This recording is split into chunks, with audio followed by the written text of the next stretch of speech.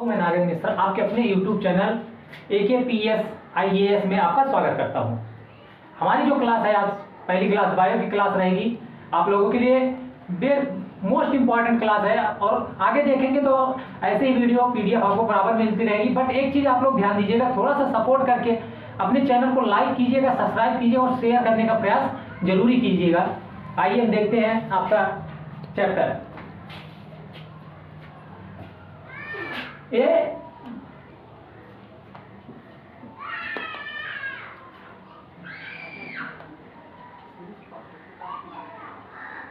Biology. Biology होता क्या है? आपको पता है कि बायोलॉजी क्या चीज है, इसके जनक कौन है? पहले तो जान लीजिए बायोलॉजी होता क्या है। विज्ञान की वह शाखा जिसके अंतर्गत हम जीवन का अध्ययन करते हैं, बायोलॉजी कहलाता है। इसके जनक जो होते हैं अरस्तु।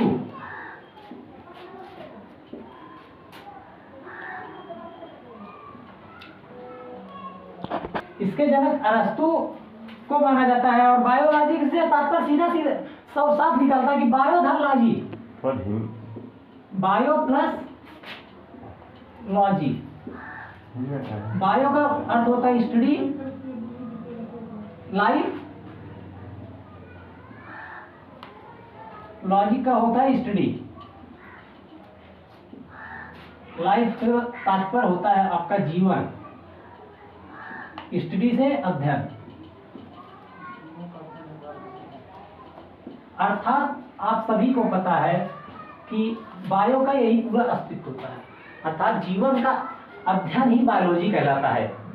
इसीलिए कहा गया जीव विज्ञान की वह शाखा जिसके अंतर्गत हम जीवन का अध्ययन करते हैं उसे बायोलॉजी कहा जाता है। बायोलॉजी के जनक अरस्तु को कहा जाता है। जीवन होता किसमें है? या तो जीवन आपके जंतुओं में होगा या फिर वनस्पतियों में।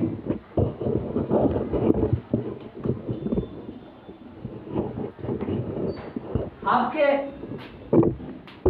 जीव विज्ञान के प्रकार होते हैं, टाइप होते हैं, टाइप्स ऑफ बायोलॉजी।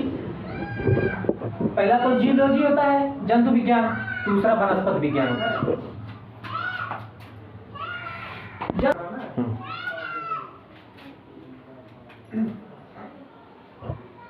जंतु विज्ञान बायोलॉजी दो प्रकार के आपको पता है। पहला जंतु विज्ञान या जूलॉजी।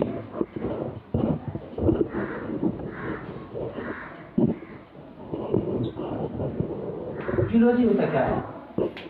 जीव विज्ञान की वह शाखा जिसके अंतर्गत हम जंतुओं का अध्ययन करते हैं, जंतु विज्ञान या जूलॉजी कहलाता है। इसके जनक जो माने जाते हैं अरस्तु को इसका पिता कहा जाता है। जंतु विज्ञान किसे कहते हैं? जीव विज्ञान की वह शाखा, जीव विज्ञान की वह शाखा जिसके अंतर्गत हम जंतुओं का अध्ययन करते हैं। क्या करते हैं? अध्ययन करते हैं, जंतु विज्ञान कहलाता है। जंतु विज्ञान के जनक अगर माना जाए तो अरस्तु ही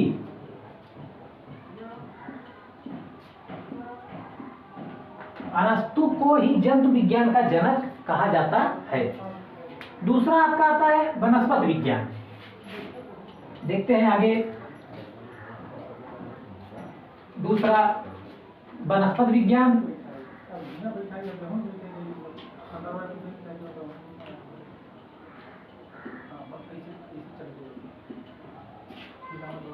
या बॉटनी।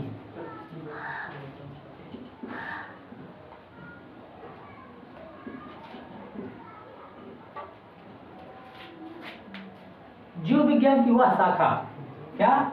जीव विज्ञान की वह शाखा जिसके अंतर्गत हम वनस्पतियों अर्थात पेड़ पौधों का अध्ययन करते हैं, वनस्पति विज्ञान कहलाता है। इसके जनक किसे कहा जाता है? फादर ऑफ बॉटनी थियोफ्रेस्टस को। थियोफ्रेस्टस, ठीक। वनस्पति विज्ञान के जनक कौन? थियोफ्रेस्टस। अभी आपके एक भौतिक विज्ञान आता है, एक रसायन विज्ञान आता है, फिजिक्स और केमिस्ट्री। फिजिक्स के आपके जनक है, भौतिक विज्ञान के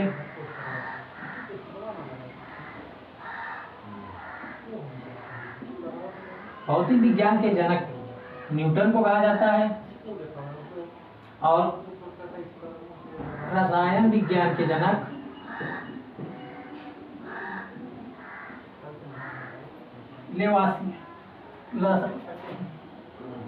लेवासिए को।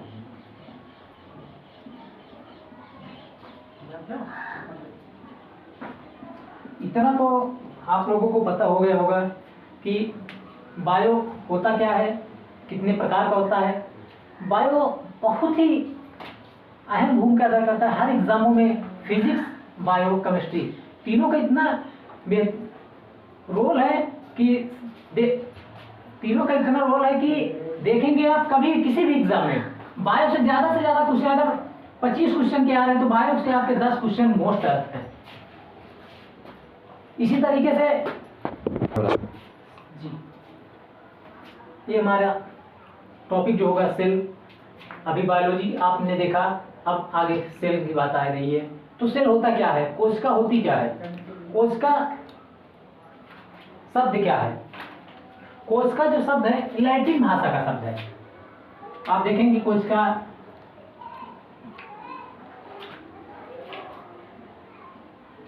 लैटिन भाषा का शब्द होता है। ये हमारे सेल का स्ट्रक्चर है, इसके माध्यम से आप लोग को सारा कुछ प्रोवाइड कराया जाएगा। पहले तो आप जान लीजिए कोशिका क्या चीज होता है। विज्ञान की वह शाखा जिसके अंतर्गत हम कोशिकाओं का अध्ययन करते हैं। किसका? पूरे कोशिका का अध्ययन किया जाता है, उसे साइटोलॉजी कहा जाता है। साइटोलॉजी के पिता कौन होते हैं? आपको पता है साइटोलॉजी के पिता रॉबर्ट हुक को कहा जाता है। एक कोशिका को यूग्मनज या जाइगोट कहा जाता है। क्या कहा जाता है? यूग्मनज या जाइगोट। कोशिका मानव शरीर की एक संरचनात्मक एवं कार्यात्मक इकाई होती है। संरचनात्मक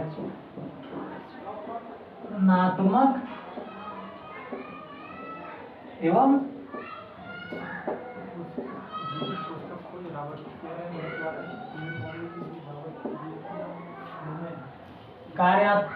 कार्यात्मक इकाई होती है। कोशिका मानव शरीर की संरचनात्मक एवं कार्यात्मक इकाई होती है। अभी सेल का स्ट्रक्चर देखे हैं, ये आपको पता ही होगा। इसे क्या कहा जाता है? Cell wall. क्या कहा जाता है? Cell wall. कोशिका भित्ति कहा जाता है, सेल मेम्ब्रेन।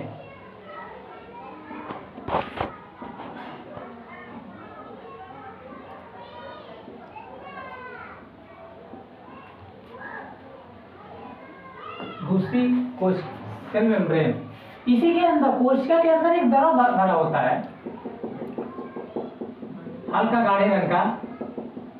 आप देख रहे हैं कि कोशिका द्रव कहा जाता है इसे।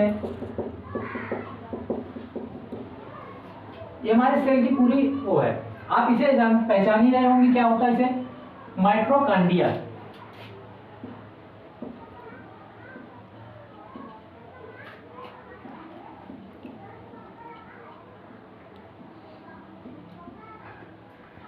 माइटोकॉन्ड्रिया, गाल्जी काय,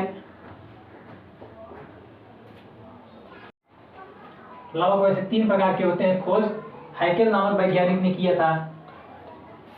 लाइसोसोम,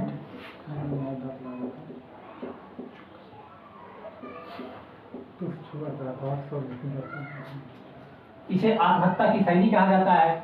इसे विद्युत गृह कहा जाता है। कोशिका का ट्रैफिक पुलिस कहा जाता है। गाल्जी काय को कोशिका का ट्रैफिक पुलिस, माइटोकॉन्ड्रिया को विद्युत गृह, लाइसोसोम को आत्महत्या की थैली। लॉक केंद्र है आपका अंतःप्रद्रव्य जलिका, इधर है एक पतली जो नली लगी होती है।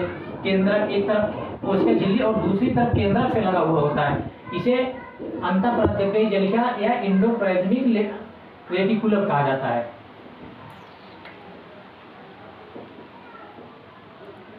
या ER आप जान लीजिए, एंडोप्लाज्मिक रेटिकुलम। इसे न्यूक्लियस। इसी पे देख रहे हैं आप एक बिंदी जैसी बनी हुई है, जिसे क्या कहा जाता है? राइबोसोम। राइबोसोम को प्रोटीन की फैक्ट्री भी कहा जाता है।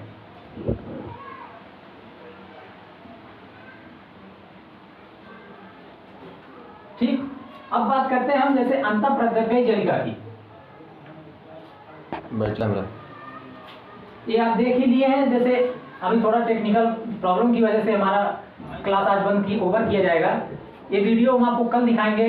बाकी इसको पूरा का पूरा स्ट्रक्चर आपको कल हम यहीं पे ही पूरा आपको इतना समझा देंगे कि आपको लिखने और रखने की जरूरत नहीं पड़ेगी, क्योंकि आप यहीं से पूरा का पूरा आप स्ट्रक्चर देख लेंगे, यहीं से समझ जाएंगे।